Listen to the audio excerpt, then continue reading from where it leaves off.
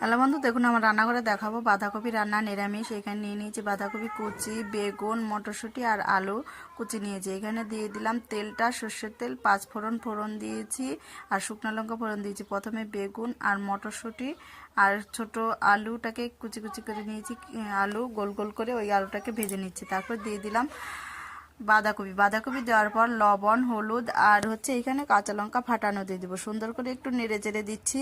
ভিডিওটা ভালো লাগলে অবশ্যই সাবস্ক্রাইব লাইক করে পাশে থাকবেন। এখানে দিয়ে দেবো আদা বাটা।